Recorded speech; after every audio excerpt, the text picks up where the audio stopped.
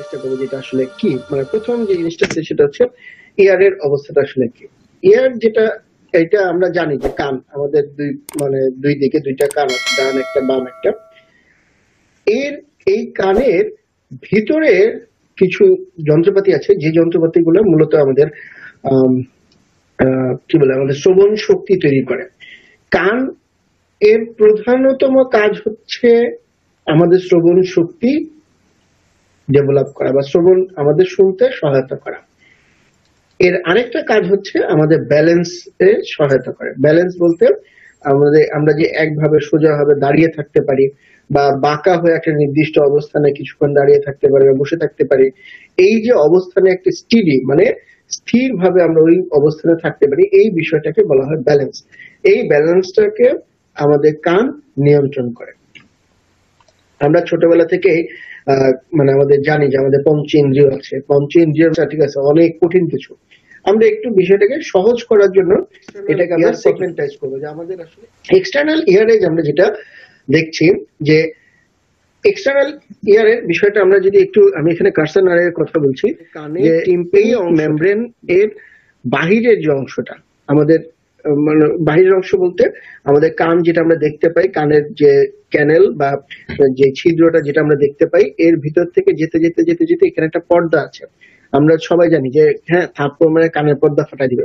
এই যে পর্দা ফাটাই দেওয়ার যে বাহিরের অংশ পর্যন্ত যে জায়গা, সেটা হচ্ছে আমাদের এক্সটার্নাল। এক্সটার্নাল ইয়ারের মধ্যে যদি আমরা একটু ডিটেইলিং এ যাওয়ার চেষ্টা করি তাহলে সহজ কথা হচ্ছে অরিকল।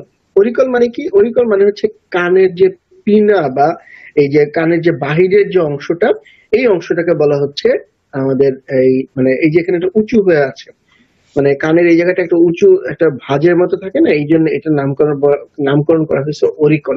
অরিকল মানে বাড়তি অংশ, বাড়তি অংশ।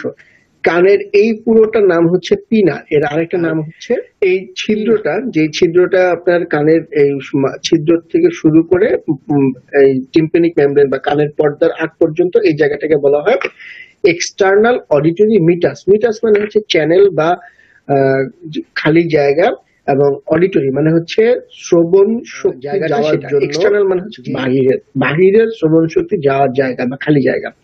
এরপরে হচ্ছে এখানে একটা টিম্প্যানিক মেমব্রেন আছে বা পর্দা আছে। এইটুকু হলো আমাদের এক্সটার্নাল ইয়ার বা আউটার ইয়ার। আমরা এইটুকু পড়লেই যথেষ্ট আমাদের। নেক্সট হচ্ছে মিডল ইয়ার। মিডল ইয়ারে আপনারা দেখেন এখানে একটা ছোট্ট একটা বক্স আছে। এই বক্সে মনে হচ্ছে যে এখানে যতটুকু জায়গা দেখানো হচ্ছে এটাই মূলত মিডল ইয়ার। আমরা যদি এই মিডল ইয়ারটা দেখি, মিডল ইয়ারটাকে যদি এই অংশটা আমরা যদি একটু দেখি,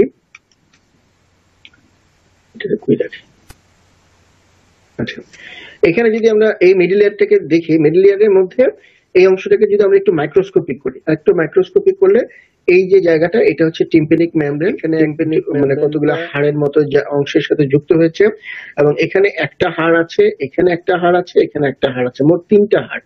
মানে মিডল ইয়ারে তিনটা হাড় আছে। এইখান থেকে একটা হাড়, আবার এইটার সাথে অ্যাটাচ হয়ে এই পর্যন্ত একটা হাড়, আবার এখান থেকে এই পর্যন্ত একটা হাড়। এই তিনটা হাড়ের সমন্বয়ে হচ্ছে মিডল ইয়ারের যে স্ট্রাকচার সেটা তৈরি হয়েছে। এই হাড়গুলা আপনার কতগুলো লিগামেন্ট বা সুতার সাথে আপনার ব্যালেন্স করা আছে বা স্টিডি পজিশনে বা যাতে নড়ে চড়ে না যায় এই অবস্থায় রাখা আছে। এই যে লিগামেন্ট, এই লিগামেন্ট গুলাকে এখানে দেওয়া আছে। একে মানে যদি আপনারা পড়তে চান এই লিগামেন্ট গুলোর নাম মুখস্থ করতে চাইতে পারেন বা করতে পারেন, এটা যদি আপনারা পড়তে চান। বাট এটার সাথে আসলে আমাদের মেডিসিনের যে বিষয়টা আমি আপনাদেরকে সেই শুরু থেকে বলে আসছি যে আমরা লেকচার সেটটাকে এমনভাবে সাজানোর চেষ্টা করছি যেটা আপনাদের ডেইলি প্র্যাকটিসে কাজে লাগবে।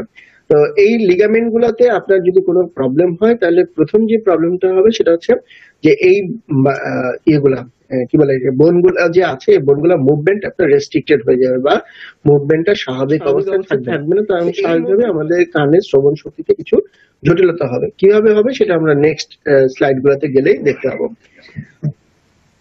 আমরা একটু যদি আরেকটু ছবিতে স্পষ্ট করে দেখার চেষ্টা করি, মানে এই বোনগুলা যে ছবিটা সেটা যদি আমরা স্পষ্ট করে বোঝার চেষ্টা করি, দেখেন এখানে তিনটা হাড় আলাদা আলাদা করে দেওয়া আছে। এটা হচ্ছে প্রথম যেটা হচ্ছে ম্যালিয়াস, প্রথম যে হাড়টা সেটার নাম হচ্ছে malleus, head of the malleus, anterior process and handle of the malleus.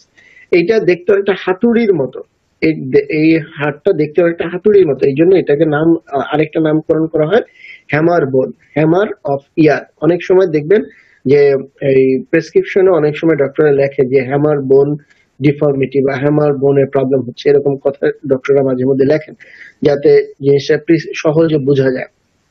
এই ম্যালিয়াস এবং এই যে অ্যান্টেরিয়র প্রসেস এবং এই হ্যান্ডেল অফ দ্য ম্যালিয়াস, এই দুইটা অংশ আপনার টিম্পানিক মেমব্রেনের সাথে মানে টিম্পানিক মেমব্রেনের অংশে কিছুটা হচ্ছে আপনার যুক্ত থাকে, এবং এই দুইটা অংশের মুভমেন্টের সাথে হচ্ছে আপনার হাড়ের যে পরবর্তী মুভমেন্ট সেটা সামনের দিকে যাবে। আমি একটু অ্যাডভান্স বলে ফেলছি, নেক্সট স্লাইডে গেলে জিনিসটা একটু ভালো করে বুঝতে পারবেন। দেন হচ্ছে ইনকাস, যে হাড়টা দেখছি আমরা, এরপর এই অংশটা হচ্ছে ইনকাস। এটা একটু বাঁকালো হাড়। এই হাড়ের একটা বডি আছে, একটা লং লিম্ব আছে, একটা শর্ট লিম্ব আছে। লিম্ব মানে হচ্ছে এখানে জিনিসটা একটু ব্যাখ্যা করার জন্য যে এটা দেখতে জিনিসটা লম্বাটে, এই জন্য নামকরণ করেছে লং লিম্ব। আর এটা দেখতে ওই শর্ট যেটা, সেটার নামকরণ করা হচ্ছে শর্ট, কারণ এটা দেখতে একটু ছোট, বাস আর কিছু না। দেন আমরা সবচেয়ে ছোট হাড়, যেটা আমাদের শরীরের সবচেয়ে ছোট হাড়, সেটা হচ্ছে স্ট্যাপিস। এই স্ট্যাপিস বোনটাকে আমরা দেখছি। স্ট্যাপিস বোনটা হচ্ছে দেখতে অনেকটা এরকম চাঁদের মতো একটা শেপ, এবং এর মাঝখানে হচ্ছে একটা শ্যাফটের মতো জিনিস থাকে বা প্লেট থাকে। এই অংশটা আপনার কানের যে ইন্টারনাল ইয়ার বা অন্তঃকর্ণ যেটা আছে তার সাথে সে যোগাযোগ রক্ষা করে। তার সাথে যোগাযোগ রক্ষা করার জন্য এই এই যে শ্যাফট যেটা আছে, এই শ্যাফটটা ওভাবেই তৈরি করা। আমি আপনাদেরকে, আপনারা যখন অনলাইন ইয়েতে আসবেন, ক্যামেরাতে আবার আসবেন, তখন আমরা বিষয়টাকে একটু করে জানাবো। একটু আসসালামু আলাইকুম রোহন সাহেব, আমি যে ক্লাস নিচ্ছি, আমি একটু পরে কথা বলি।